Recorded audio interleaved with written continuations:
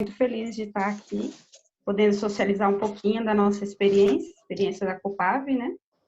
E Sempre é aí. Então, meu nome é Daniela Bernadette Causa, como está na apresentação. Então, sou tecnóloga em agroecologia, me formei em 2010.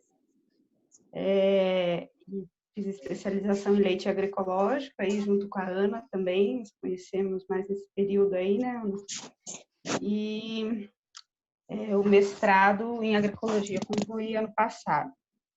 Então, essa sou eu, faço parte da Copave, sou sócia e assentada aqui no assentamento Santa Maria.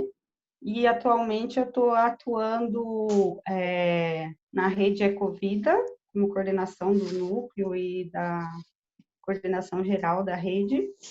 E também estou trabalhando no CAPA, que é o Centro de Apoio e Promoção da Agroecologia, né? O CAPA Rondon. E aí atuo no assentamento Nossa Senhora Aparecida, lá em Mariluz, e aqui na Copave e no núcleo da rede Ecovida que a gente faz parte. Então, pode passar, Ana. Só um minutinho. Dani, será que você consegue ligar a sua câmera para a gente te ver? Ou será que é possível? Tá. Tá. Eu achei que estava ligado, desculpa. Oi. Viram? Pronto? Sim, está aparecendo. Tá bem. Deixa eu voltar aqui. Isso. Sigo?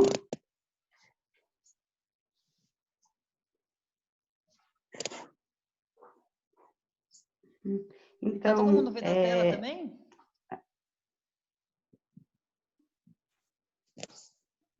Todo mundo? Sim. Tá. Beleza. Então, eu vou falar rapidamente, então, em que contexto que a gente se encontra, né? Nós estamos aqui no noroeste do Paraná, como vocês podem ver aqui no mapa, aquele pontinho vermelhinho aí no mapa do Paraná é o município de Paranacite, né? Fica a 500 quilômetros de Curitiba. E aí a nossa localização, né? Então, eu já falei um bocadinho naquele outro trabalho com a Ana sobre o histórico da cooperativa. Hoje eu vou tentar focar um pouco mais na produção de leite, né? Nessa história aí da produção de leite agroecológico. Mas a cooperativa, então, ela é fruto da luta pela terra, aqui no noroeste do Paraná.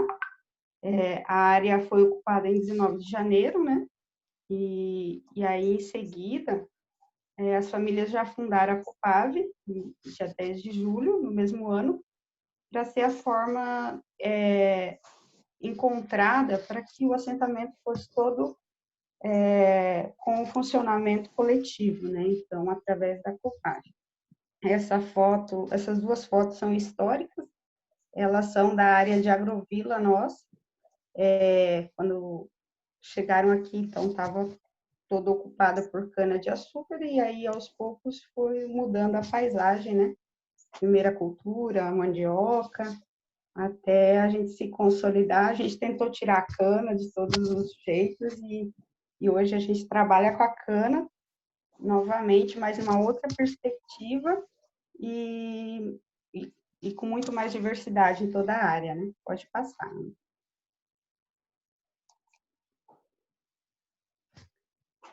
Isso. Então, são 22 famílias, em torno de 70 pessoas, e que vivem e trabalham em coletividade, né? Que é um pouco dos pequenos da cooperativa. Pode passar.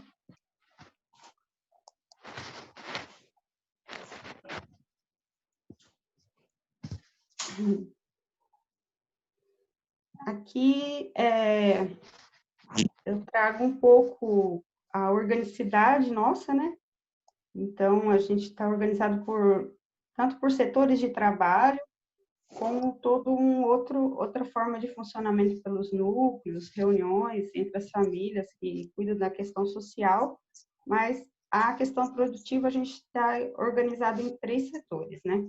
Então, administrativo, que seria o apoio, padaria, refeitório, liberados, é um setor. Aí tem o setor de cana-de-açúcar e derivados, que seria a produção de cana e a agroindustrialização dessa cana, né? Então, a gente faz o açúcar, o melado, a cachaça, temos o consórcio com o feijão, como vocês veem aí na foto, e é isso. E daí a atividade de sustento familiar e pecuária leiteira, né?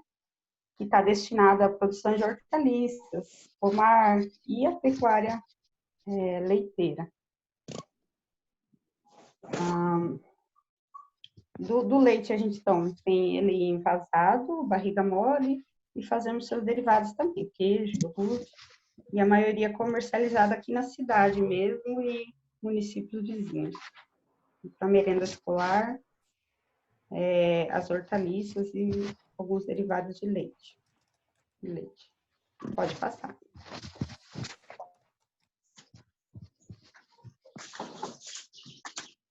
Desliga minha câmera, Ludmila. Oi? Eu ia desligar minha câmera. Aqui é uma foto aérea, então, do assentamento todo. Essa estrada que liga a agrovila até o espaço produtivo. Não sei se vocês conseguem ver uma área mais verde escura ali, a nossa mata, reserva legal do assentamento. E logo em seguida, a gente tem os espaços de agroindústria, refeitório, escritório, né? Então, ali está centralizado. E, do outro lado, o laticínio e pecuária leiteira. Então, nesse espaço, ficou mais centralizado a produção de leite e agrofloresta, que liga. No entorno, não dá para ver aqui na foto, mas está a maior parte da produção de cana-de-açúcar. Essa imagem é de 2013, já teve bastante mudanças. Essas áreas aí que estavam solo expostos, agora tem o mogno africano e pastagem. Pode passar, Ana, por favor.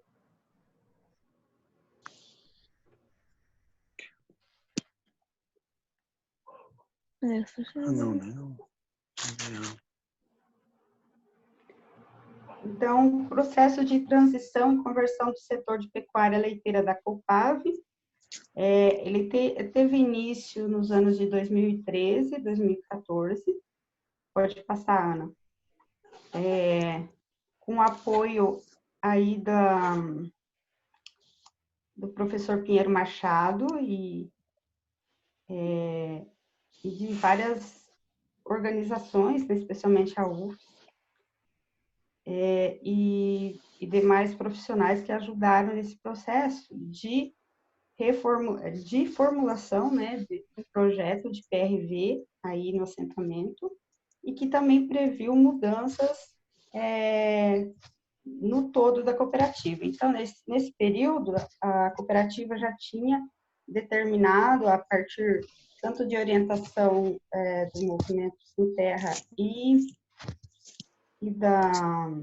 de algumas pessoas, né, dentro do assentamento, para a linha da produção orgânica e agroecológica. E daí, então, essa perspectiva do PRV veio somar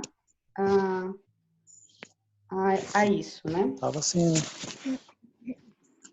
Tem algum áudio ligado, eu acho que está atrapalhando um pouquinho, não consigo. Será que a gente consegue ver? Ana, você pode fechar os áudios e as câmeras aí. Acho que é do Walter que está aberto o áudio, né?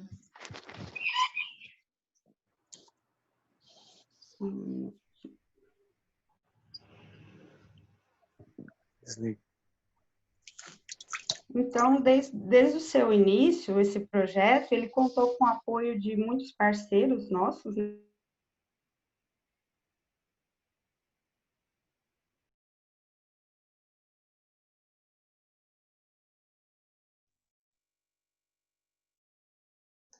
Agora a nossa palestrante que está sem áudio. Você sem querer desligou o microfone, Daniela, não sei se você está escutando. Eu acho que eu não mexi, não sei. Será? Fui eu, Voltamos. Dani. Aonde eu parei? Volta no. Ah, me cortou, Ana. Não, foi logo que a gente pediu para desligar os microfones, eu desliguei, então você pode voltar só um pouquinho. Tá bom. Onde eu estava? Bom, vou iniciar. Não sei se eu vou ser redundante, mas vou então voltar na fala. Então, a gente comentava que todo esse processo de construção aqui do PRV e da produção de leite agroecológico, ele contou com o apoio de muita gente. Eu não vou citar o nome de todo mundo, para a gente não esquecer ninguém, né? Mas que teve muito apoio de universidades, de profissionais, né, da área. Vou citar o Pinheiro Machado, que foi quem nos ajudou, deu o pontapé inicial, né, tanto na construção do projeto e incentivador, né? Então, eu trouxe aí algumas fotos mais relacionadas ao PRV. Eu acho que não vai ser o foco, né? Vamos focar mais na experiência. Aqui, só para socializar, o projeto, ele iniciou em 2002, 2003, foi até 2004 ali, com essa formatação. Então, aqui é o mapa da Copave, do assentamento, e toda essa área enquadrados aí seria a área de PRV para o assentamento. Então, a gente vê que ela, no início, era uma pretensão de ser bem maior, né, e ser um dos carros-chefes na economia da cooperativa. Mas, com o passar do tempo, a gente foi reestruturando isso, né? Então, a atividade da cana-de-açúcar, pode passar o slide, Ana, por favor. Ela teve uma demanda maior de produção, comercialização, né, para os produtos da agroindústria. E aí a gente, nesse período também, até 2013, a gente teve alguns problemas de continuidade na formação dos integrantes do setor, né? Então, houve aquele momento de formação, a implantação do PRV, e aí depois ficou uma certa lacuna. Então, pessoas que estavam ali no processo, algumas são desistentes do assentamento, e aí se perdeu um pouco a formação. Então, estava todo montado o PRV, mas a gente não seguia todas as orientações, né? E aí, em 2013, 2014, a gente retomou algumas questões aí no setor, tanto do ponto de vista formativo, de sanitário, quanto o estudo da pastagem. Também iniciamos alguma sobressemeadura, ocupando um espaço que se tinha de irrigação da pastagem. Também houve... pode passar, Ana.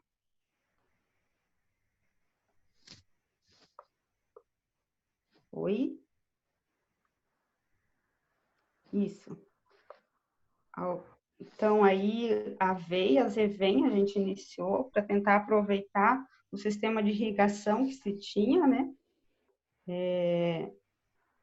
E aí fazer isso durante o inverno, né? Quando se precisa de maior quantidade de alimento. Aí pode passar, Ana. De 2013, 2014, então, surgiu a cooperativa, recebeu o convite para participar de enviar alguém para participar de uma especialização em leite agroecológico, e aí isso contribuiu com o processo também, porque daí a gente retomou. Então, eu estive participando do curso, e o técnico que acompanhava a gente aqui também, o Caio. Então, a gente iniciou o processo de reformulação do projeto, estudo com os integrantes do setor, né, que a maioria não tinha participado de todo esse processo de construção aí do PRV. Então, aqui uma reestruturação, vocês vejam aqui o mapa, né, como ficou bem menor a área, mas a gente achou mais centralizado e também pensamos em diminuir para aprender a lidar com o leite agroecológico orgânico para depois expandir, né? Aí as outras áreas aí no entorno são canas-de-açúcar, que também são utilizadas para o gado também, mas tinha uma grande demanda ali para a agroindústria de cana. Pode passar, Ana. Então, foram feitas outras formações também e mudanças, especialmente na questão dos medicamentos alopáticos e inseticidas, né? Então, isso aqui era um pouco do que se utilizava, e aí a cooperativa também investiu em formação. Tem uma companheira, Maria, ela fez um curso, uma especialização em homeopatia na agricultura, e a gente começou também a trabalhar com fitoterápicos, homeopatia, e a gente tinha um grande problema com os carrapatos, né? E a gente via como algo com maior dificuldade aí nessa transição. E aí a gente, estudando, analisando e vendo na prática, a gente viu que estudar o manejo das pastagens de forma correta era o que precisava para a gente diminuir a infestação e saber ir lidando com ele, né? Também teve uma mudança no rebanho. Claro que tem alguns animais que eles pegam mais carrapato, né? Então, a gente também... Pode passar. A gente repensou várias áreas aí de PRV que saíram para o plantio de cana. A gente também utilizou eles para produzir outros tipos de alimentos e fazer consórcios e implantar as espécies arbóreas para depois voltar a ser área de piquete. Então, o que vocês veem aí é um consórcio que foi feito com o mogno africano, mandioca, diversos tipos de alimentos. Mandioca, gergelim, feijão e algumas ruas de cana também, né? Que era demanda muito grande, então a gente fez esse consórcio. E depois de 5, 6 anos, saiu a cana e a gente semeou a pastagem e aí temos essa área aí sombreada. Aí foi plantado pietã e mambaça. Pode passar. Pode passar, Ana, por favor.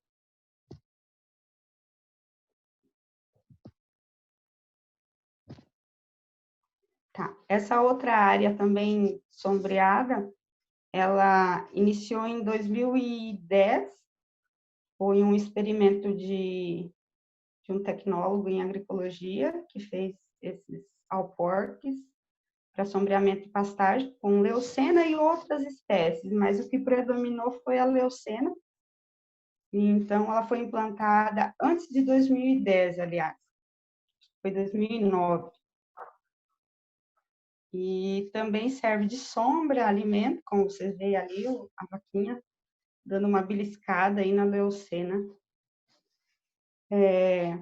Todo esse processo, então, pode passar, Ana, por favor, de fazer o manejo correto das pastagens, né, obedecendo às leis universais aí do PRV, né, o tempo de repouso, o tempo mínimo que ficam os animais em cada piquete, e também a retirada, porque até 2013, 2014, a gente não conseguia, tinha o problema lá do controle do carrapato e retirar a ração, que era transgênica, né, do rebanho, né, a gente fornecia, não eram para todos os animais, os que tinham mais necessidades, né, produtivas, e até então a gente não tinha essa diversidade biológica aí no solo. Nesse momento, lá em 2013, 2014, começa esses indicadores biológicos aí. Então, o rola-bosta, a minhoca, né? Eles incorporam rapidamente, e os rola-bostas, né, incorporam rapidamente ao solo. Isso ajuda na fertilidade e também faz com que no próximo a próxima vez que os animais estiverem nesse piquete, então todo esse esterco ele já vai estar diluído no solo, incorporado, e os animais vão estar se alimentando ali sem aqueles montes de esterco, né? E aí a gente percebe isso aliado à presença das árvores, então recupera de uma forma com muito mais qualidade a vida do solo, né? E a fertilidade, a cor, isso. Pode passar, Ana.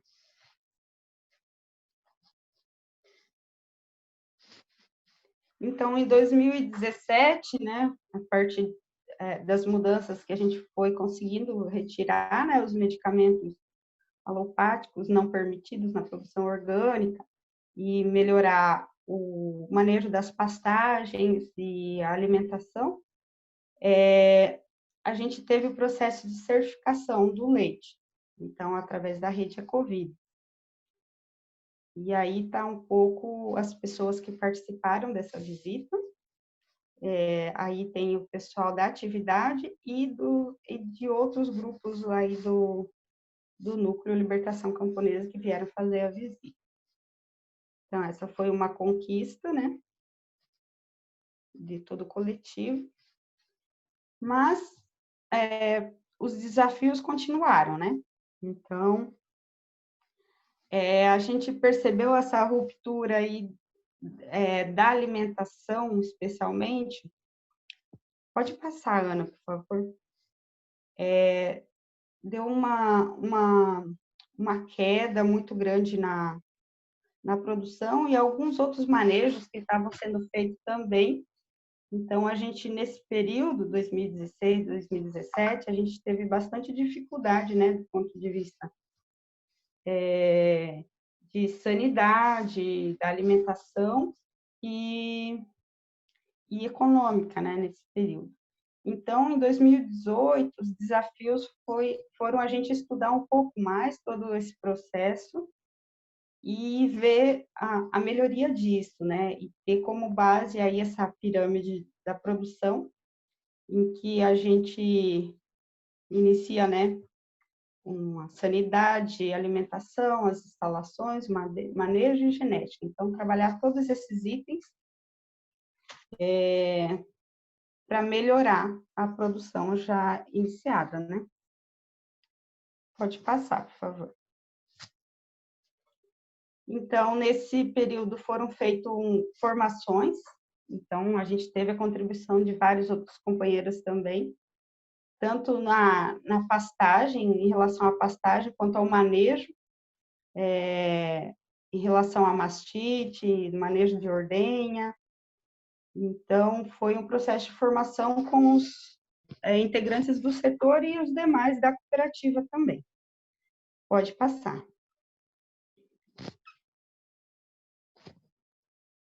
Pode passar, né?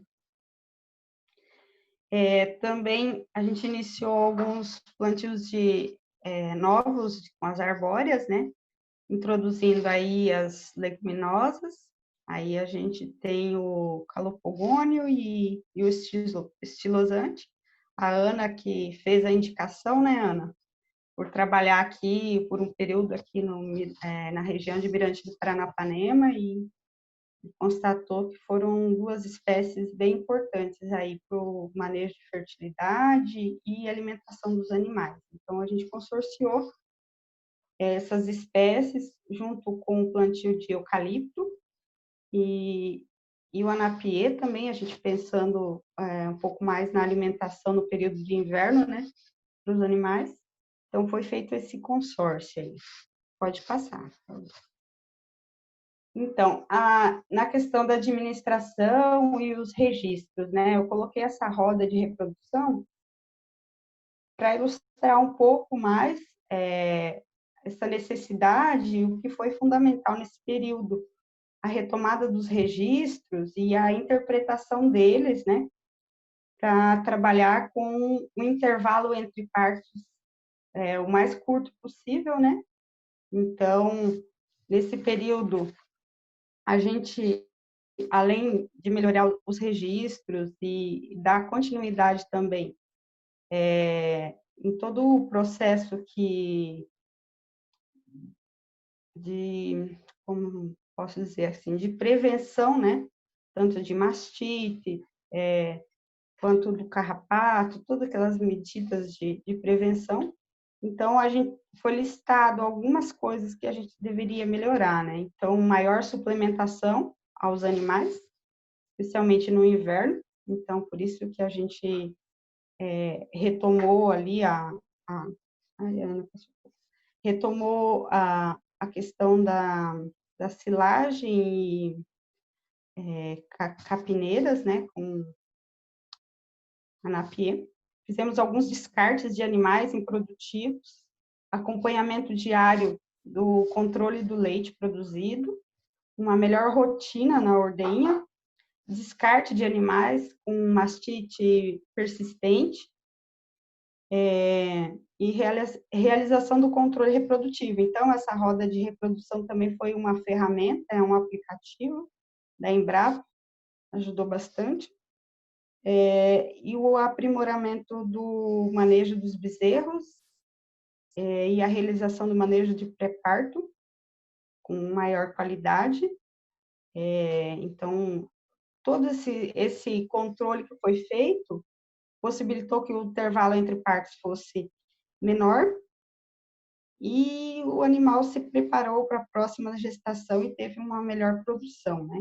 E nos bezerros também foi um salto, assim, de 100% de qualidade. Então, a gente não perdeu mais animais, o que vinha ocorrendo. Então, a gente mudou a estrutura também do bezerril.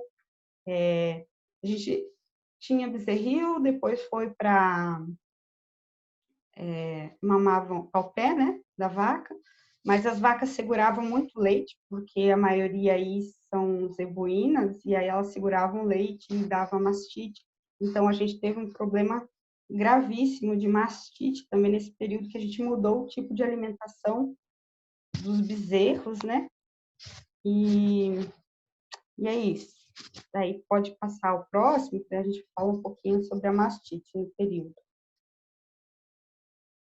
Então, aqui o gráfico, não sei se dá para ver certinho, mas aqui deixa eu ver, ele tá.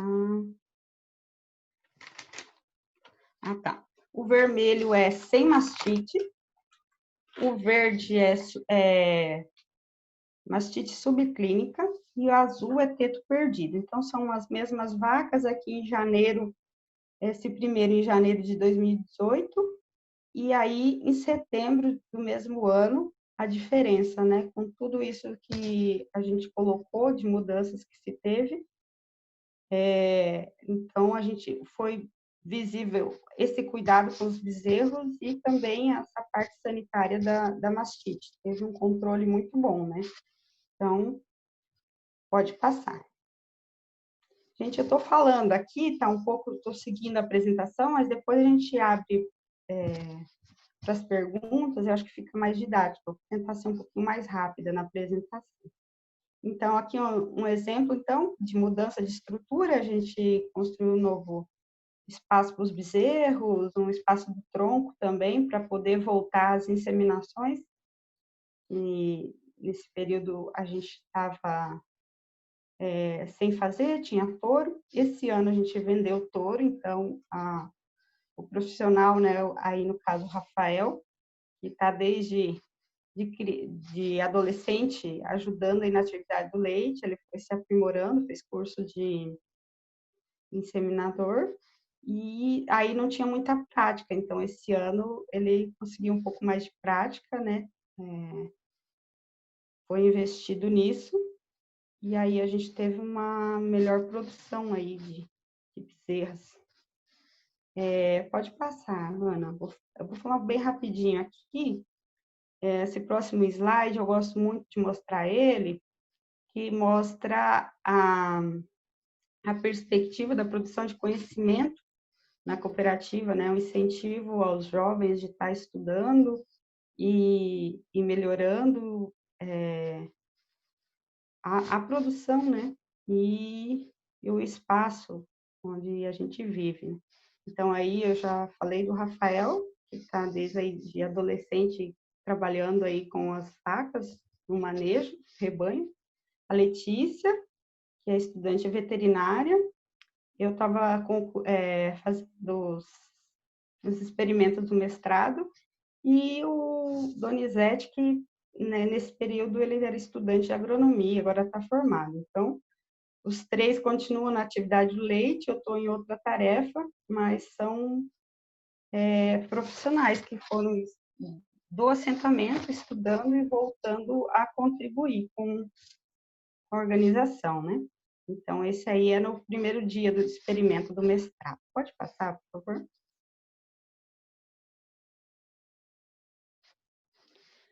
Então, aqui, rapidamente, a gente, contando com estagiários, esse período tivemos 3 ou 4 estagiários, foi bem interessante essa troca. A gente avaliando os animais a pleno sol e na sombra, né? Essa primeira observação aí, a gente viu que em um período do dia, os animais que estavam sempre a pleno sol, eles centralizavam ali no bebedouro, e os outros, no mesmo horário, eles estavam dispersos, um pastoreando, o outro descansando, na sombra, né? Pode passar. Aí a gente tem um gráfico, né, do resultado desse trabalho. Então, foi observado 40% das observações a pleno sol, então as vacas tinham esse comportamento aí, 40% do tempo das observações elas ficaram em torno do bebedouro. Isso aí foi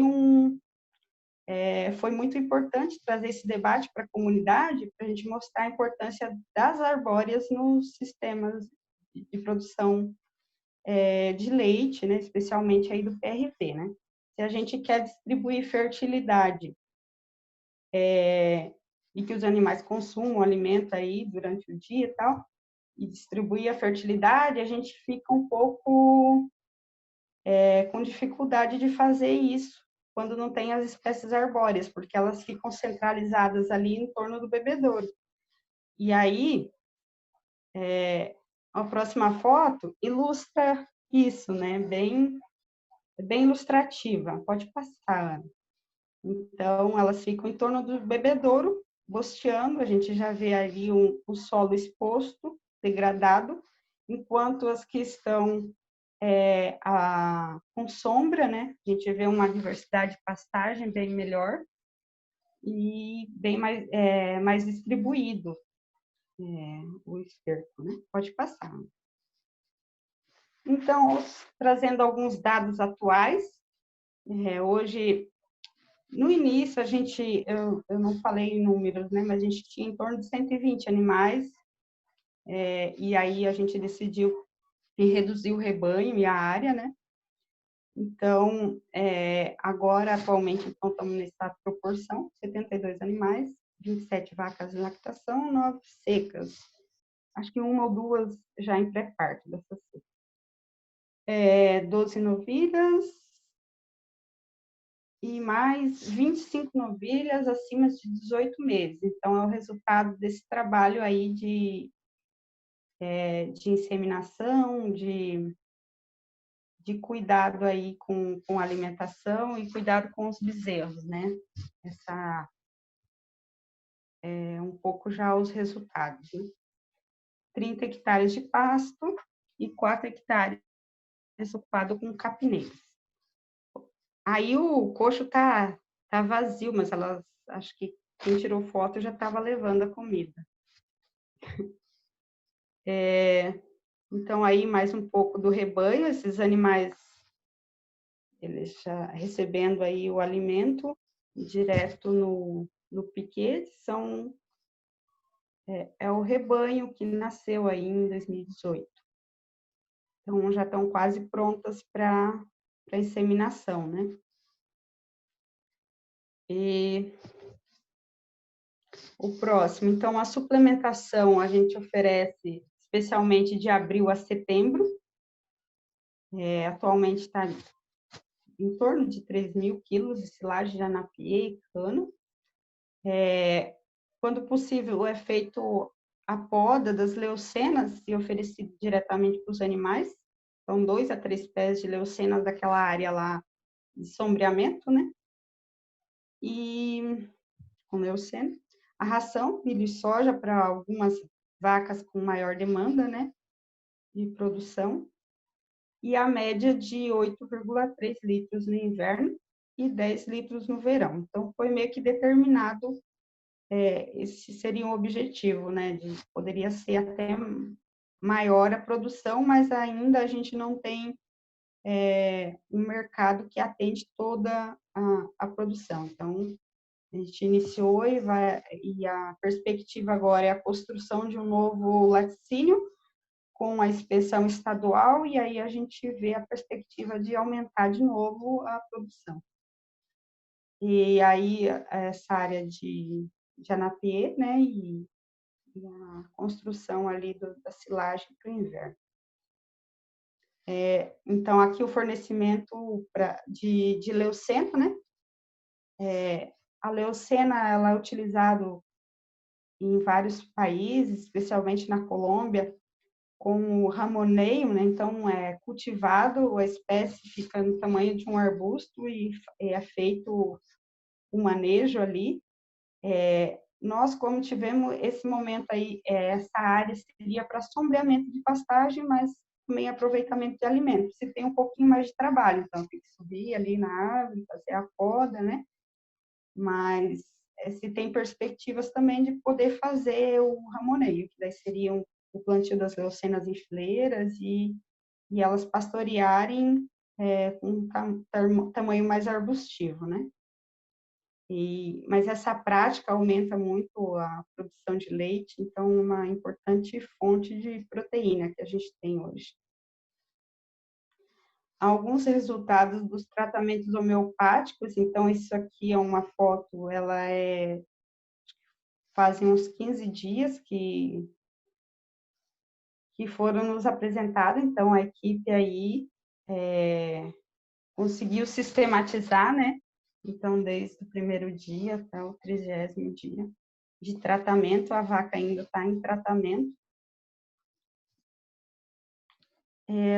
Um pouquinho é isso, né? Então, pode passar, Ana, eu trouxe algumas fotos, alguns registros, e daí uma mensagem, né, que é possível, então, construir novas paisagens, novas perspectivas.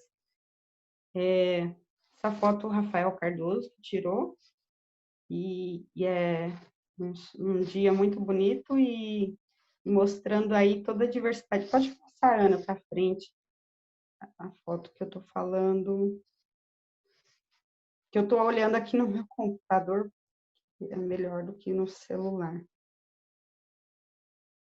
Aí tá. Então, é possível construir novas paisagens, novas perspectivas, né? Então, como eu estava falando, essa foto, ela foi em 2017, e aí registra bem essa diversidade aí e a beleza, né, que a gente está construindo por aqui, produção de leite agroecológico. Então, por hora é isso, e daí a gente fica aberto aí para as perguntas, trocar ideias.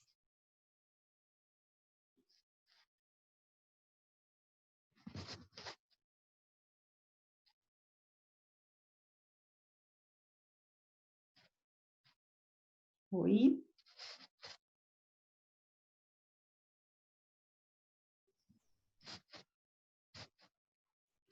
Maravilha, Dani.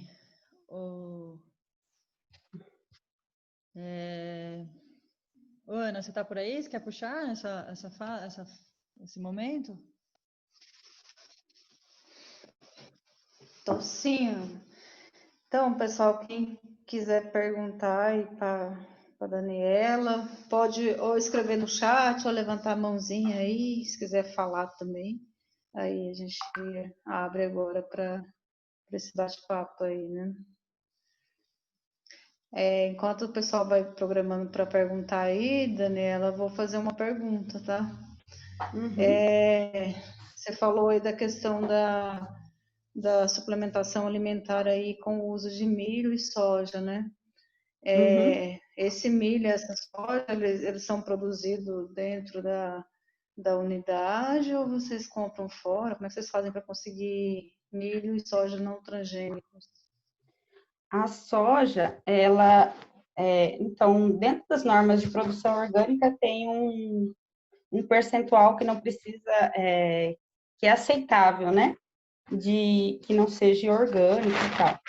A soja, como é difícil de encontrar convencional, então hoje a gente encontra orgânica ou transgênica. Então a gente adquire ela orgânica. Então é de uma empresa ali da região de Capanema, né, na Guebana. Então a gente tem comprado. E o milho, ele não é orgânico, mas é não transgênico, e é cultivado por assentamentos aqui da região do norte do Paraná, que nos fornece.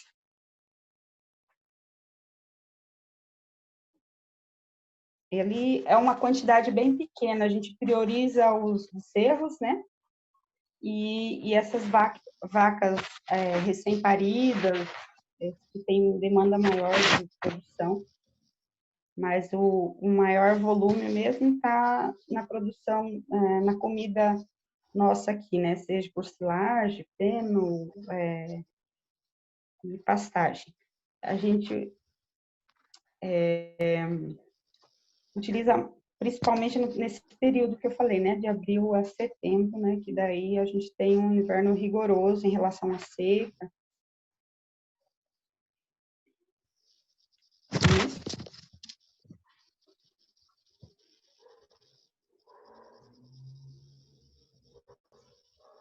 Daniela, Beleza. posso? Obrigada. Nada. Posso fazer uma pergunta? Sim. Daniela, o Pinheiro Machado utilizava o sistema de pastagem rotacionada, foi, acho que, o primeiro a fazer no Brasil isso de uma forma desse. Eu acho que ele não fazia análise de solo anual. Vocês fazem algum tipo de evolução da parte química do solo? Então, a gente faz, mas muito mais para essas medidas de estudo, né, nas áreas de pastagem, e quando vai ser feita alguma intervenção. Então, a gente faz algumas práticas um pouco diferentes. Então, a gente quer introduzir as espécies arbóreas. Então, a gente vai lá, faz análise de solo e faz a correção para o plantio das espécies arbóreas, consorciada, né? Por exemplo, teve várias áreas de piquetes que foram também plantado anapiê, consorciado com feijão. Então, é feita uma análise, feita a correção e aí...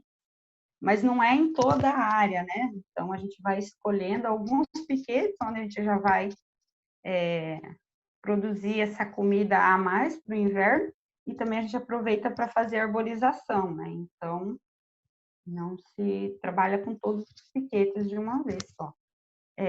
O Donizete fez trabalho de conclusão de curso dele também estudando a fertilidade do solo, né?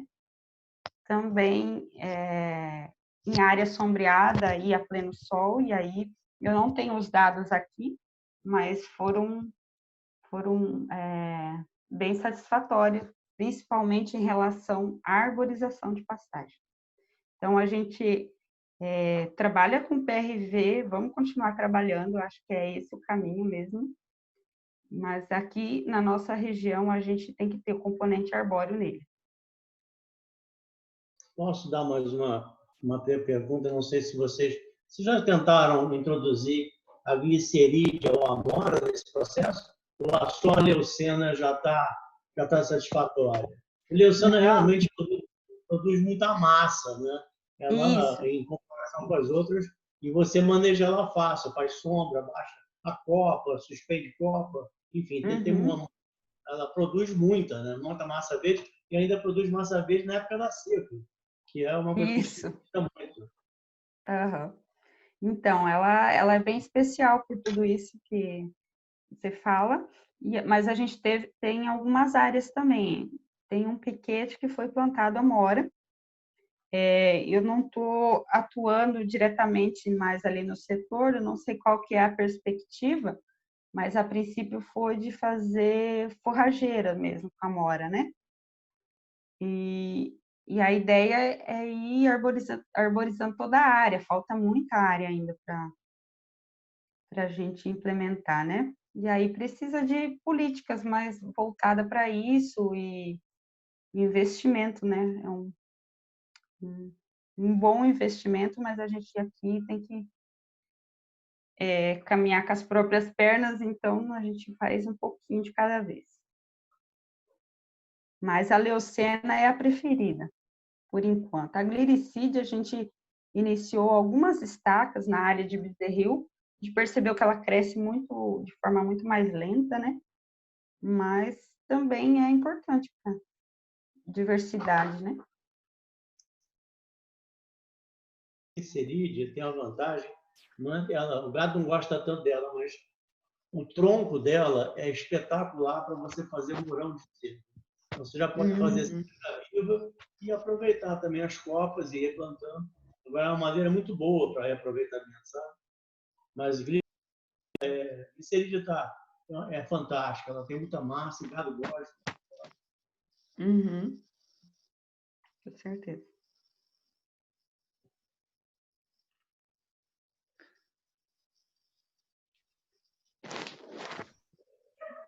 Vocês Ô, têm ideia de Dani, quanto é que está o custo desse leite? Só essa última pergunta. Nesse sistema que vocês têm de rotacionado, leite a pasto, quanto é que está mais ou menos o custo de vocês do litro? Eu não vi com atividade essa informação, posso te repassar em algum outro momento. O que eu posso te adiantar é que nas prestações de conta, que a cooperativa é feita a prestação de cada atividade, né? Atividade do leite, atividade do sustento ali, da horta, da cana. O que a gente viu foi um avanço econômico bem importante aí nesse período, especialmente 2017, 2018, né, com dificuldade, e agora em 2019 a gente melhorando os índices econômicos, né?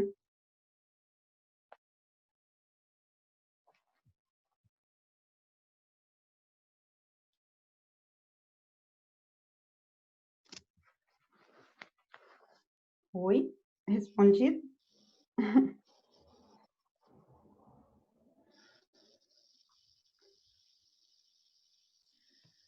obrigada aí, Alberto, pelas suas contribuições. Mais alguma pergunta para a Daniela? Algum comentário? Não, eu ia Só para complementar, desculpe que eu interrompi alguém sem querer. É só para complementar, Daniela, eu não sei se vocês têm estudo, mas se quiser eu mando. A questão do gado deitar e ruminar faz com que ele evite acidose clínica e faz com que a população ruminal aumente muito. Você tem um ganho na absorção do alimento, entende? Então, o fato do gado deitar na sombra é fundamental.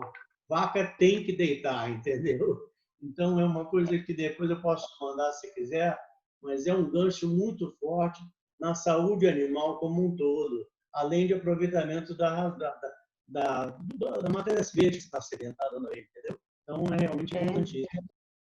É relacionado ao bem-estar animal também, né? Porque as vacas ficam lá em torno do bebedouro, numa tentativa de refrescar o corpo, né? Então, mostra aí um certo estresse, né? Térmico. Então, é bem importante ela ter como poder manifestar o comportamento natural, né? Dela, né?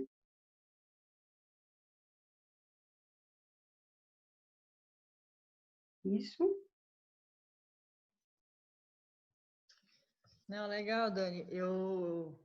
Não, eu acho que se trazer a experiência, Dani, eu acho que traz para a gente essa reflexão de que é possível, né? A gente construir a produção animal com recuperação ambiental, né? Que parece que é uma coisa separada, assim, né? A floresta aqui, o pasto aqui, né? E isso dentro de uma lógica de produção orgânica também, né? Da gente ter as vacas felizes, o pasto e o solo sadio, né? O ser humano tendo condição de colher de um alimento de qualidade nutricional.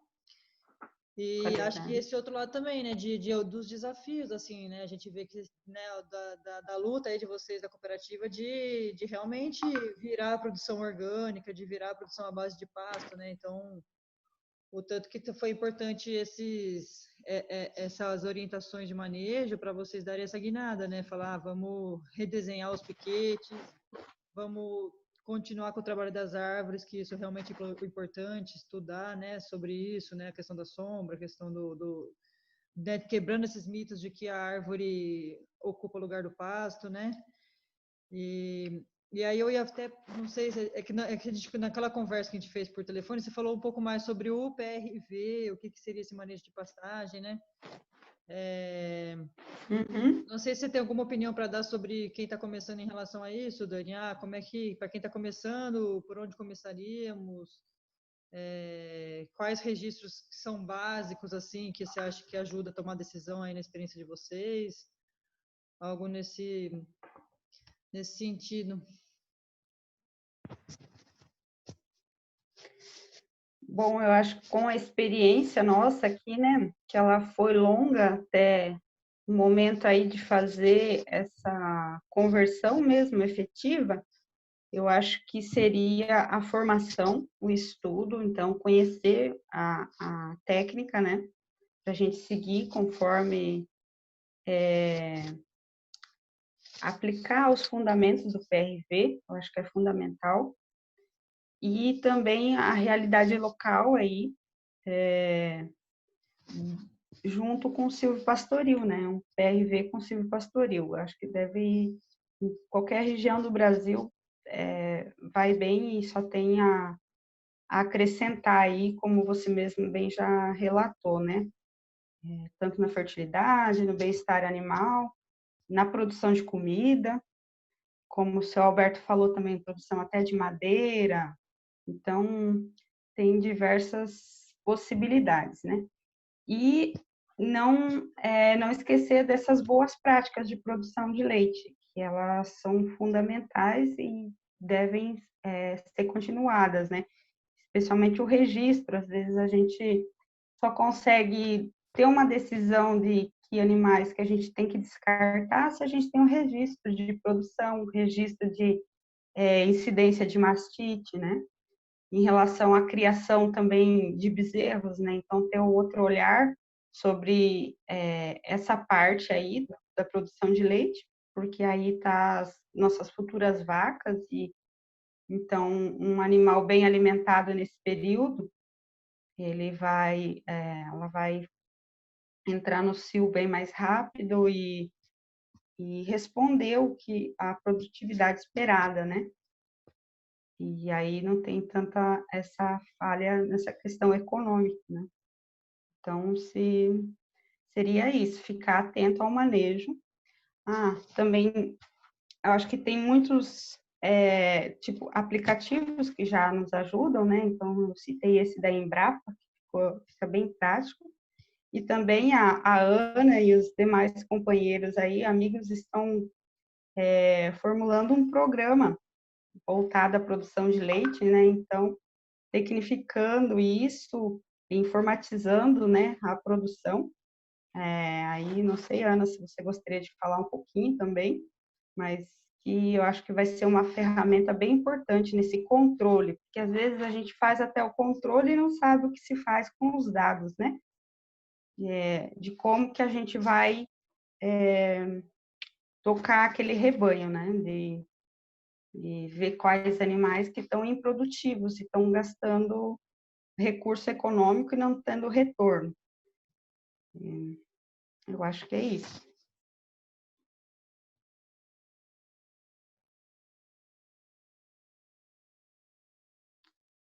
assim, a gente percebeu, agora eu estava falando, né, do retorno econômico e o descarte de muitos animais. Eu não lembro agora os números, mas, assim, vou dar um exemplo esporádico aqui. Em relação à produção de leite de 2017, se tinha, por exemplo,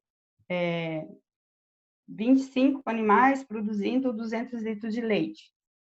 Em 2018, com 20 animais, a gente continua produzindo 200 litros de leite. Então, seria isso, né?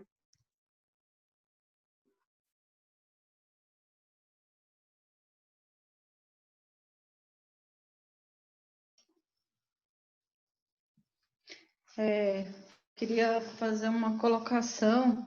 Estava vendo nas suas fotos aí, me lembrei muito do meu estado, Goiás, né? Que é por causa do relevo, né? Que são áreas bem mecanizáveis, né? Fáceis de...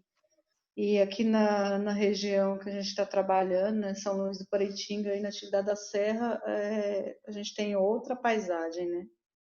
Essa questão do relevo, né? Dos morros, né? Então, assim,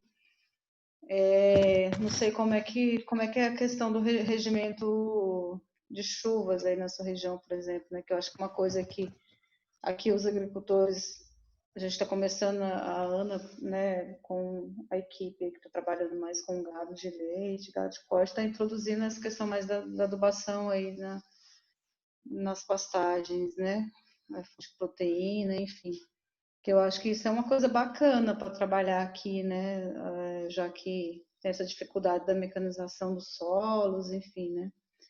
E eu acho que a sua região deve favorecer também, né? Essa adubação aí na pastagem, né? Pensando no banco de proteína, né? Aqui também tem uma condição de inverno, um pouco, algumas regiões chove bastante, né? Não todos os lugares, que eu acho que seria uma técnica interessante aqui para a região, para os agricultores, né? Já que essa questão da mecanização, revolvimento de solo é uma coisa delicada aqui na região, né? Por causa do relevo em si, né?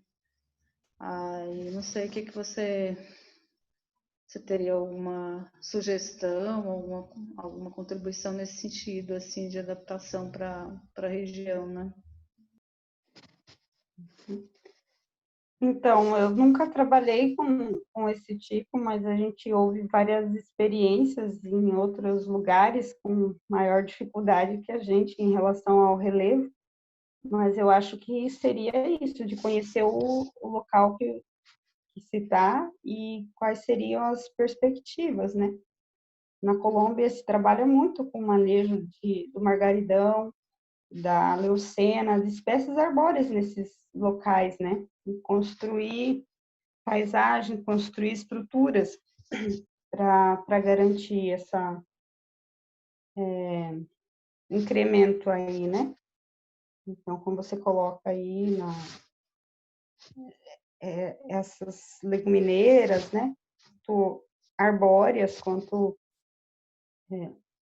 arbustivas, né? Então, acho que seria fazer um estudo do que teria em potencial aí na região. Ana, se você me permite, essa experiência com arbóreas em pastagens, ela já existe na Embrapa Gado de Leite desde 1980, com a doutora Margarida. Eu tive lá nessa época e acompanhei os dados gerais do rebanho, é que a produção de leite subia 15% a 20% só pelo fato de ter árvore, né? Pelo eucalipto e a acácia. E eram bem espaçosas entre elas. Mas só o fato de ter árvore, e era numa área inclinadíssima. Ela está lá no fundo da Embrapa, está lá até hoje. E um detalhe, essa área cada vez está com uma rebrotação melhor do capim, uma braquiária simples, e não tem zero de calcário ou adubo há quase 30 anos, quer dizer, é um feito e tanto. Eu acho que é uma referência, para mim foi uma coisa que eu gravei para o resto da vida, entendeu? Muito bem. Isso mesmo.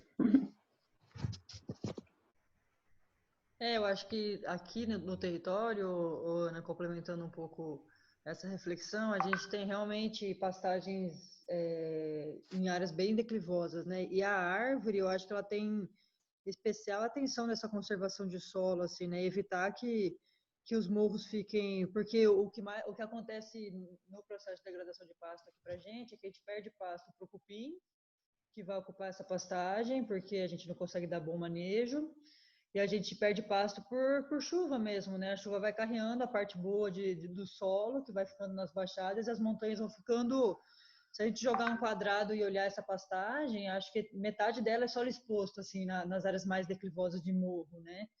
Então, o uso consciente da árvore, por exemplo, em curva de nível, né? A gente conseguir carregar, fazer com que o processo de arborização dos topos de morro, para que as águas escorram numa parte inteligente do morro, né? Evitando erosão, seria um caminho para a gente ter isso, né? A produção de animal à base de pasto, com renda a partir não só do animal, do leite ou do corte, mas também a partir das arbóreas, né?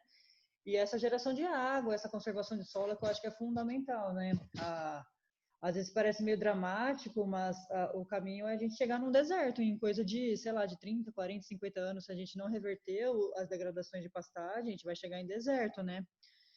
E aí acho que realmente pensar essa questão da divisão do pasto, do PRV, da forma como a Dani está trazendo para a gente, nas áreas mais planas mesmo. Então, conseguir fertilizar bem essa área de plano, então com bastante bosta, bastante urina, a permanência da vaca ali. Então, quando a Dani traz essa experiência de colocar a silagem embaixo da cerca elétrica, é realmente para distribuir fertilidade no pasto como um todo, né? A gente não tem um lugar lá que a gente oferece o alimento no coxo, a vaca bosteia e urina ali e depois vai para a pastagem, né? Então, o animal está sempre presente no pasto para ir urinando, bosteando e, dependendo da situação, fazer uma intervenção agronômica, né? Realmente diversificar esse pasto com leguminosa, onde for possível, né? Para a gente ter melhor aproveitamento das áreas produtivas e evitar essa erosão do morro, assim, né? E acho que é bem legal essa reflexão, sim. E é isso aí. Uma opinião, né? Isso mesmo, as árvores, elas vêm para contribuir na conservação, né? Então, talvez o relevo não é o problema, né? O problema é o manejo que a gente faz com o nosso tipo de relevo, né? Seja ele mais plano aqui, como o nosso, ou de montanhas, e isso mesmo. Aqui, essa prática também de colocar o alimento direto no piquete, então, é bem comum. E, além de tudo isso que a Ana coloca, né? Que vai estar no espaço ali e os animais vão estar fertilizando com esterco, urina, também o resto que fica, né, pouco que fica, também já é matéria orgânica aí para o solo, né. Você tem umas experiências aqui iniciando de também fazer alguns manejos um pouco diferentes, que seria de levar, especialmente no período de inverno agora, né, que a pastagem ela dá uma segurada aí no crescimento e tal, de focar em, por exemplo, um piquete, colocar alimento e deixar o animal um tempo a mais, mesmo que dá uma pisoteada a mais, fica mais tempo ali, mas que se coloca com uma maior quantidade de esterco, urina, e fazer essa fertilização aí mais acelerada. Então, é tudo um experimento que está iniciando, né? Ana, se você me permite, eu estou bastante tempo andando aqui pelo Vale do Paraíba. O nosso maior problema é sobrepastejo, sabe? A gente não tem em nenhuma fazenda aqui o mínimo de sistema de manejo de pastagem. Então, o cercamento, né? É melhor você dividir em 2 do que dividir em 30, já que a gente não pode dividir em 30. O cercamento e isolamento de pastagem é fundamental para a gente dar tempo para a planta começar a rebrotar. O que acontece é que o capim começa a nascer, o gato já está em cima. Então, aquilo vai cansando, né? E não só você vai degradando o solo, mas a própria planta começa a não ter raiz. ela não começa, ela perde muita qualidade como vegetal, ela fica sem raiz, e aí você não tem permeabilidade de água, e isso traz uma série de problemas, além de facilitar a invasão de plantas que não são, né, enfim, invasoras mesmo. Então, o problema maior do Vale do Paraíba, não tenho a menor dúvida, é divisão de pasto. É o mínimo de manejo que a gente tem que ter. Isso não é fácil de fazer, mas é muito preciso fazer.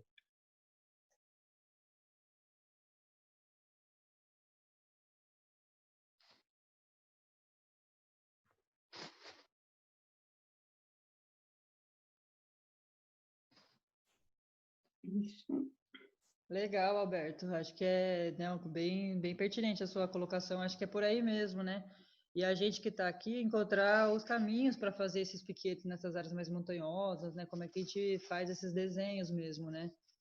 E aí e até ia provocar você, Dani, para você falar um pouco dessa questão do bebedouro, né? Porque a gente tem muita reticência do pessoal, porque assim é uma região com muita água, né? Então, onde tem um brejinho, as pessoas deixam o gado beber água diretamente ali. Aí não sei se você tem alguma experiência nessa visão assim de ter o bebedouro ou não dentro do piquete, uma opinião, uma sensação. Se quiser falar um pouco sobre isso também, por favor. Mesmo com todas as dificuldades que a gente teve nesse período, né, de continuidade ali do manejo das pastagens conforme o projeto, mas essa questão da água, ela tá dada, assim, não tem como a gente pensar em um piquete sem levar água até o pasto. Então, a gente não consegue ver de forma diferente, né? E aqui, especialmente a área que a gente tem de pastagem, ela é abastecida, já tem uma rede, e aí a gente vai adaptando conforme a necessidade de fazer nova divisão de área e tal. Então, para nós, assim, não tem como fazer o manejo de pastagem, divisão dos piquetes sem a água, né? E ela aumenta a produtividade, né? Estudos apontam que aumenta muito a produção de leite, né? Não tem como ficar sem. 5 litros, eu acredito que já foi apontado a mais de leite, né? Ela disponibiliza, estando disponível para os animais. Oh, Dani, queria que você falasse um pouco também, que você citou ali um momento trabalhando com homeopatia, né? Queria que você falasse um pouco sobre a experiência de vocês aí, né? O uso da homeopatia, o uso de fitoterápicos, né? Como é que é isso? Assim, se vocês usam mais algumas técnicas aí preventivas, né? Com medicamentos fitoterápicos, enfim, no rebanho, né? Então, a gente percebeu nesse processo que o manejo feito de forma adequada, a gente vai diminuir o uso até mesmo dos fitoterápicos e homeopáticos, né? Então, eles vêm sendo usados mais para esses casos que, por exemplo, esse problema desse olho, né? Que aí foi utilizado a tuia em 18CH, né? Mas, assim, a gente percebe que a maioria de todos os problemas, especialmente sanitários, vem da prevenção, vem do manejo adequado, né? Então, a mastite, se faz um bom manejo de pré e de pós-dipping, né? Já vai contribuir. Fazer uma secagem correta das vacas também, né? Para ela iniciar a lactação sem problemas, né? De mastite. Então, é prevenção. Eu acho que não está sendo utilizado mais para mastite. Para carrapato, já foi utilizado, mas é isso também, a manejo correto aí das pastagens vai quebrar o ciclo, né, de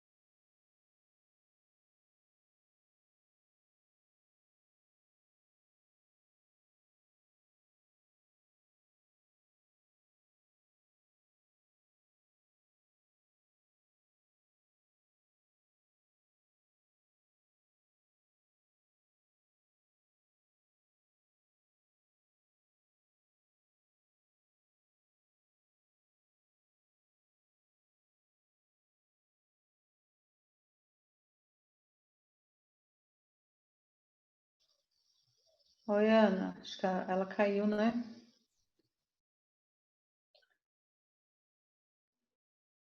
Eu caí também, Ana, acabei de voltar. Eu acho que a Daniela caiu também. Deixa eu dar um oi aqui para ela.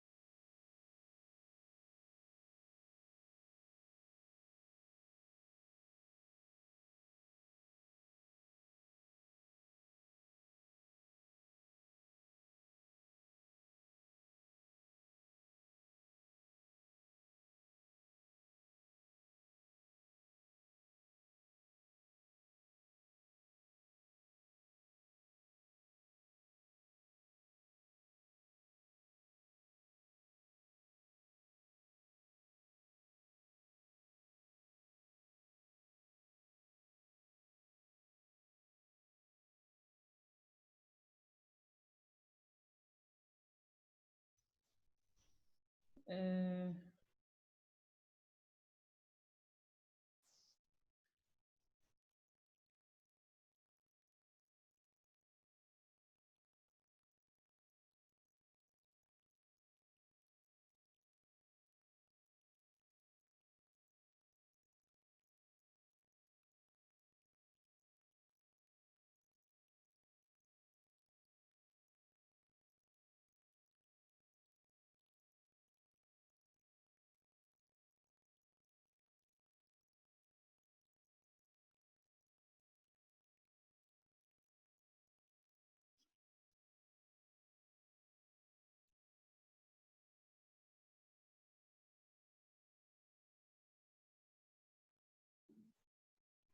é, bom, estou tentando contato aqui com a Dani, acho que deve ter acontecido uma falha aí na internet. Não é fácil conectar vários mundos aí, né? Mas não sei. A gente aguarda um pouquinho, pode ser? Um minutinho, ver se ela volta.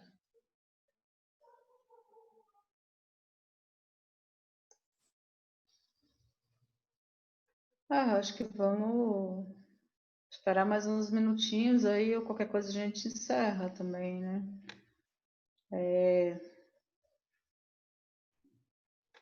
Se ela não conseguir voltar. Ana Laura, enquanto isso, fala um pouquinho da questão da leucena que a gente comentou, que assim a gente tem, os nossos produtores eles têm um pouco de restrição com a leucena por conta da disseminação.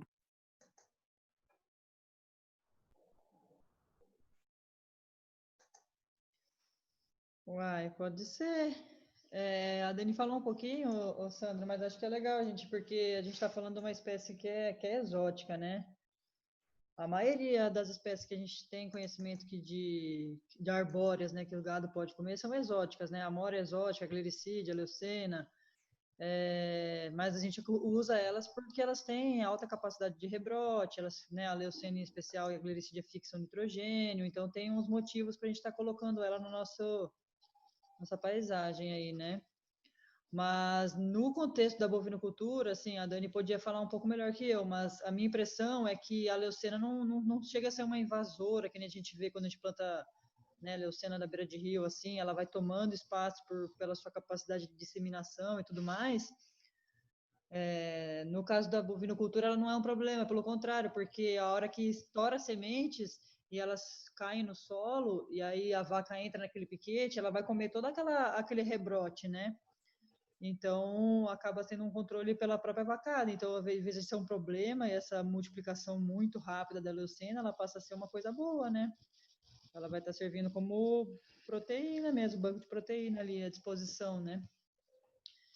E E, eu acho que é lembra... isso. e lembrando que a gente tem duas espécies, né? Tem duas espécies, né, Ana? Tem uma que ela não é invasora, né? Não sei qual que ela tá usando lá, né? Mas eu acho que tem também uma restrição de quantidade por animal também, porque tem umas substâncias tóxicas também, né? Eu não sei como é que é esse manejo lá. Mas pelo jeito eles não fornecem muito, né? Tem poucos pés na pastagem, né? Pelo que eu entendi. As leguminosas, essas que são. Né, é isso, né? A vaca não. O maior limitante, muitas vezes a gente fica preocupado com a proteína, né? A gente fala muito sobre ela, falta proteína, mas em geral é um pouco essa conversa que o nosso amigo tinha trazido, da questão de faltar pasto, né? O problema não é a proteína, muitas vezes o problema é a energia mesmo, o animal comer fibra, celulose de boa qualidade, né? A proteína ela tem seu papel, claro, mas ela não é central assim, né? E aí proteína em excesso faz mal mesmo. No caso da leucena, ela tem um composto lá que é a mimosina, né? Ela vai fazer a vaca babar bastante. Então a gente tem um uso dela, é isso, ela vai compor mais. Imagine que a vaca tem 16 horas de pastoreio, assim, que ela costuma comer, né? Ela vai comer banco de proteína 2 horas, o resto do tempo ela vai comer capim, assim, né? Ela vai comer pasto, né? A parte boa é que ela tem, no piquete, ela tem a opção de selecionar, né? Então ela não vai da boca até o fim, até passar mal de leucena, né? Ao contrário do banco de proteína, que você concentra um pouco mais, assim, as espécies, né? No piquete, assim, da forma como eles fazem lá na Copave, muito provavelmente você não vai ter problema de intoxicação de vaca por leucena, porque ela vai ter a possibilidade de colher o pasto a hora que ela se sentir saciada, assim, né? Então você evita esses problemas pelo consumo da vaca, assim, ela é bem seletivo, né? E é isso. E aí, assim, o que a gente viu de experiência de plantio de leucena é quebrar a dormência da semente, né, Ana? Não sei se você tem experiência com isso, mas a gente coloca ela na água, passa ela na água quente, depois Sim. passa ela na água fria, e aí você pode até sementear direto no campo, assim, né, com a própria vaca pisando, que eu acho que ela deve rebrotar, assim, né? Aí tem que dar repouso nesse piquete, porque vai ser ela não é tão rápida assim de início, assim, ela vai pelo menos uns 6, 7 meses para conseguir dar boca nela uma primeira vez, assim, né? E aí, no caso da Copave ali, eles fizeram alporquia de leucena, que é uma técnica aí, né? Que você tira o galho e planta o galho já com um pouco de raiz, assim, né? Então, ela ganhou um tempo nisso, fazendo dessa forma, porque aí a planta já enraiza no próprio campo, já põe uma planta de 2 metros de altura, então já começa a oferecer sombra.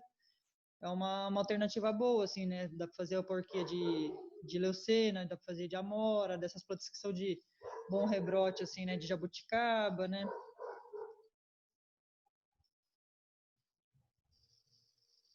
A leucena ela é mais difícil de pegar por estaquia, que é uma planta bem lignificada, né?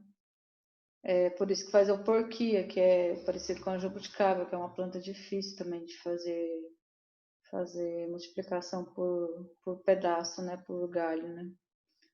Mas é bacana, nunca tinha visto falar dessa técnica em leucena, não.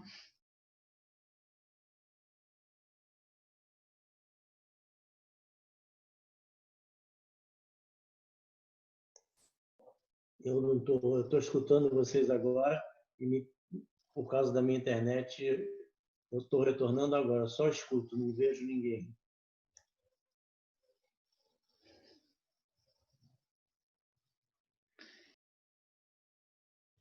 E aí, trazendo um pouco a reflexão das árvores nativas, assim, a gente tem pouco estudo, assim, de árvores potenciais forrageiras, assim, é mais comum as espécies exóticas, mas, por exemplo, o pau-ferro, que é uma espécie da Mata Atlântica, a gente tem conhecimento etnobotânico, assim, de consumo voluntário das vacas, e ela é uma planta bem parecida com a leucena, assim, ela rebrota bem, ela tem bastante proteína, né? Ela é uma leguminosa, né? Então o pau-ferro seria uma opção. Outra opção seria o ingá, que também vai nessa linha de espécies que rebrota bem, é uma leguminosa. A gente poderia pensar nas palmeiras, né? Por exemplo, o gerivá, dá um pouquinho super legal que a vaca come e aquilo tem bastante óleo, né? Tem a macaúba, que não é muito comum aqui para a gente na Vale do Ribeira, mas é uma espécie que de potencial também forrageiro, assim, a vaca pode comer. E acho que da minha cabeça agora falando, eu pensaria nessas espécies nativas, mas acho que é de explorar assim, o potencial de outras espécies que a vaca consumiria, assim, que são nativas, né? Não sei se alguém tem alguma experiência com isso.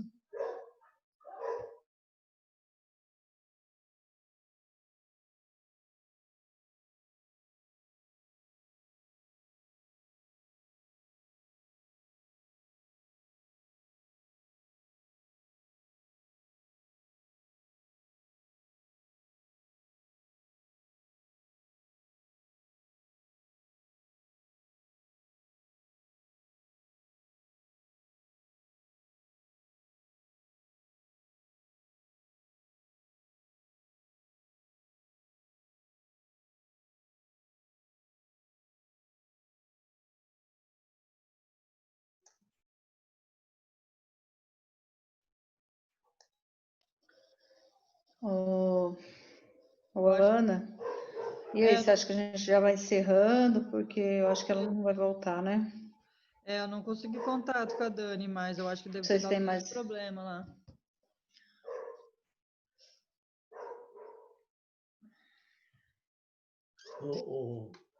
Ana, uma vez eu tentei fazer e, enfim, foi uma experiência, né? Eu fui ao Jardim Botânico no Rio e lá eu fiz dividi 3 tipos de árvores. As nat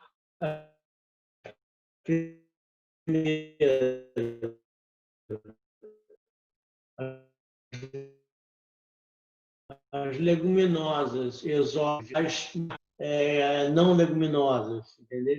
Para tentar fazer uma composição em termos de sombreamento de pastagem. Algumas, e eu tenho isso escrito em algum lugar, depois eu tento passar para vocês, foram muito bem, porque nós temos um problema de quando o tempo de instalação desse sistema demora muito. Essa é uma vantagem da leucena e da glicídia, porque em um ano você já pode soltar animal em cima. Já com broto de árvores nativas, assim, elas são muito lentas para chegar ao ponto, mas não deixa de ser uma consideração. Eu vou tentar achar onde é que está guardado esse documento e te mando.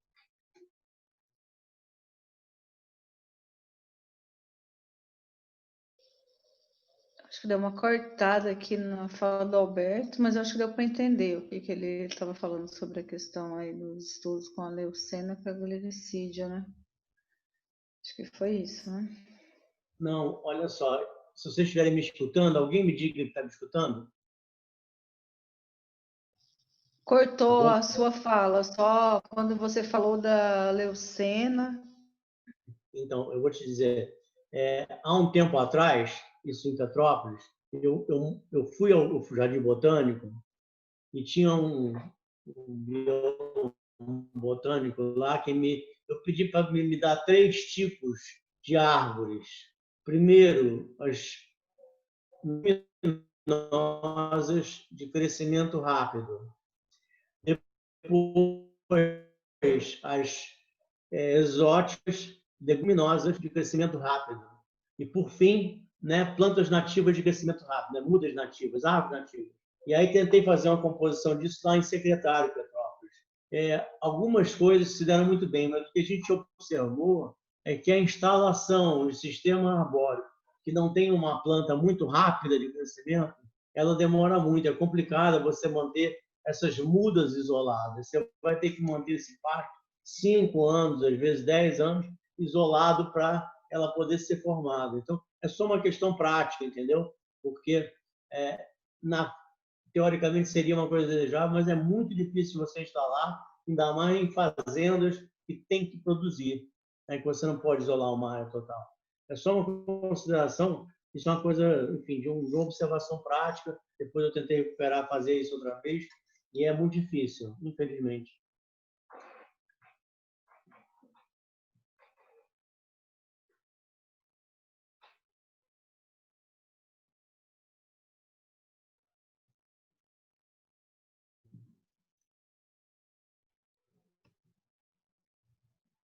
Deu para entender agora?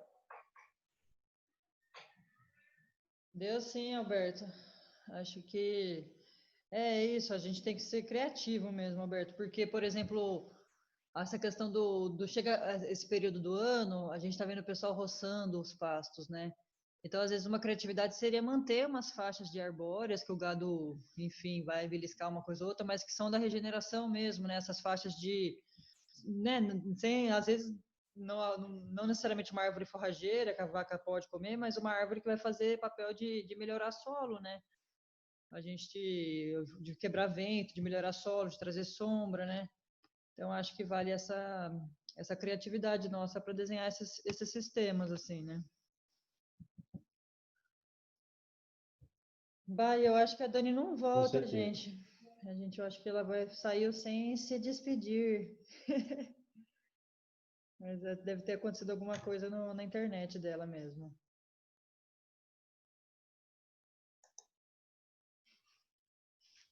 Bom, acho que a gente já pode ir encerrando então, né?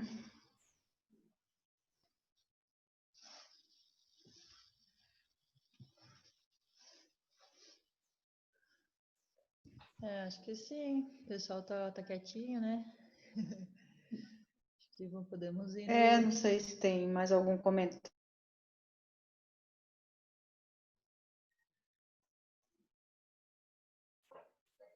Não, acho que eu enfim, para me despedir aqui também, que eu vou ter que sair, eu agradeço muito. coisa.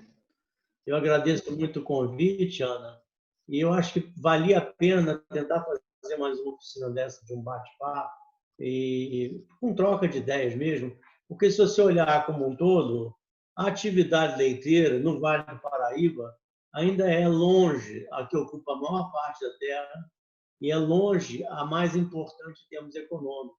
E em parte social também é muito importante, porque é o que tá, é a única atividade rural que nós temos no Vale do Paraíba que ainda está retendo o homem no campo. Então, isso tem vários componentes sociais, econômicos e ambientais que tem que ser discutido mais ideias. Infelizmente, o Vale do Paraíba foi muito abandonado em relação a isso, entende? Então, a gente tem muito pouca alternativa, sabe, de fixar, de resolver as questões e, ao mesmo tempo, ir contemplando os problemas que já existem. Então, os problemas de degradação é muito grave, ambiental e social.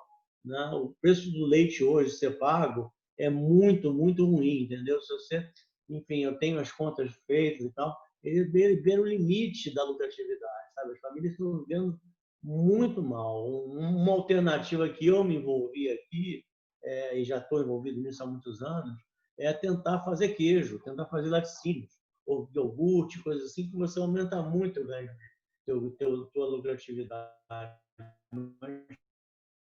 Nada disso, que é um tema que a gente precisa discutir mais, é realmente a produção de leite, por todos esses componentes que eu falei.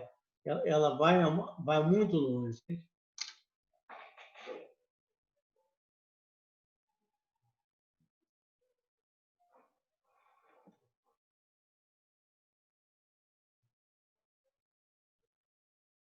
Acho que a minha internet já foi para o espaço outra vez. Oi, gente, boa noite. Deu para ouvir sim, Alberto, eu concordo com você. Talvez seja interessante fazer uma oficina básica, falando sobre essa questão do método Voisin, né? E para as pessoas que... Eu estou começando, então já conheci isso de cara, já vi que é do jeito que eu vou começar, mas assim, quem já está fazendo, já trabalha com gado leiteiro há bastante tempo, ou mesmo de corte, né? Talvez apresentar esse tipo de forma, né, de se criar os animais e os benefícios, e que isso aumenta a produção, né? Então, às vezes, na mesma área, ao longo do tempo, quando você vai melhorando, você vai conseguir botar mais animais, ou vai tirar mais leite, enfim. Isso é um atrativo muito grande, e por trás disso tem um atrativo da questão ecológica. É que muitas pessoas não estão pensando por esse lado, mas tem esse apelo de aumento de produção. Então, é só ganho, né? E aí, muitas vezes, as pessoas não conhecem. Então, talvez apresentar, fazer uma oficina mais básica apresentando tudo isso. Acho que seria interessante. Eu gostaria muito de estar presente numa outra reunião, enfim, porque acho realmente fundamental a gente tentar buscar alternativas, várias, se puder, mas algumas soluções para oferecer. O pessoal está precisando muito de ajuda.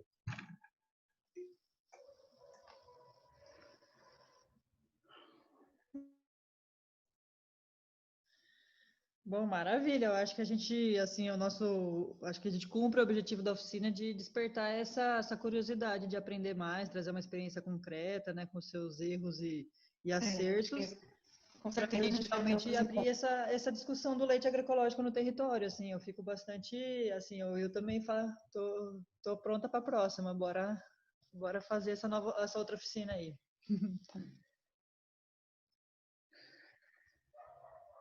Vamos articular, né, Ana?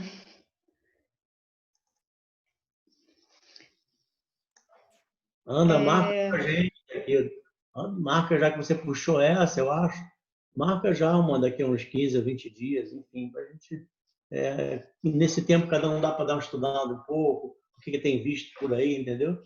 De repente, propor ideias e pode ser, inclusive, assim, quer dizer, como são 4 núcleos, tentar um núcleo caminhar mais um lado para a observação de outras pastagens, outras gramíneas, que é um problema seríssimo. Vou te dar um exemplo rapidinho, mas é que eu não quero entrar em muito detalhe. A braquiária é completamente inconveniente e inapropriada para essa região. Por quê? Porque ela é estritamente tropical. Nós estamos vivendo um clima subtropical. Então, ela tem um esplendor de produção muito grande, que vai de setembro até fevereiro, março, e depois ela entra em dormência, vira palha, é um problema seríssimo, porque ela, ao formar palha, o risco de fogo é enorme, o gado não come palha, entende? Então você está acumulando uma série de problemas pelo fato de ter alguma gramínea que se instalou aqui por um modismo, exatamente é isso, não tem outra desculpa, que só dá produção em 3 meses.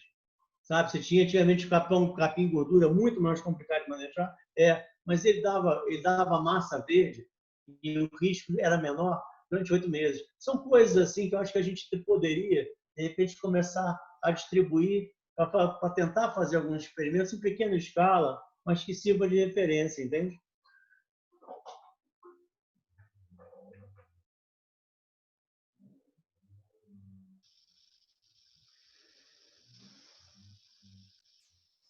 Acho que legal aí pelas suas colocações, Alberto, e quem mais colocou, e agradecer aí a participação de todo mundo, né?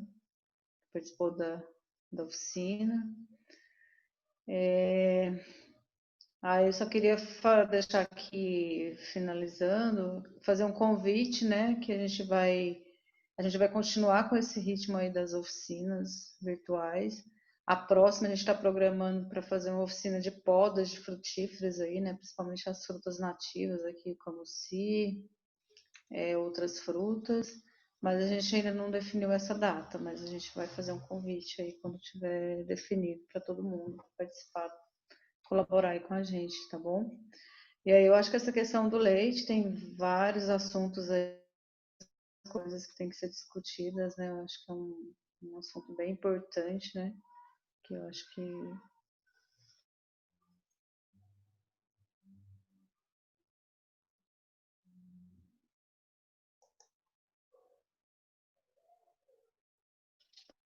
pode marcar outro encontro aí para dar.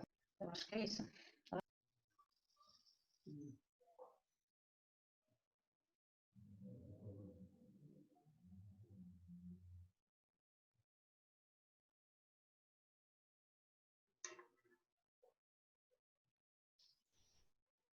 Beleza, então, gente, ó, muito obrigada aí. Eu vou agradecer a Dani a hora que ela voltar para o mundo virtual. E Elivelton, Dimas, o Cláudio que estava presente, os agricultores que se esforçaram aí para a Natália, né, que se esforçaram aí para estar presente na oficina, com as limitações de internet. A gente agradece o Walter, né, que a gente conhece os nomezinhos aqui, agradece mesmo e fica aí o convite para a gente estar tentando se encontrar nessas oficinas nesse momento mais delicado. E a gente, Alberto, o pessoal mais da equipe técnica, da gente conseguir realmente estar presente nessas trocas para a gente ir construindo conhecimento. Eu acho que só temos a ganhar com tudo isso. Valeu, então, pessoal. Obrigado, viu? Valeu aí, gente. Boa noite. Valeu, Ana. Um abraço na Daniela aí. Agradece pela ótima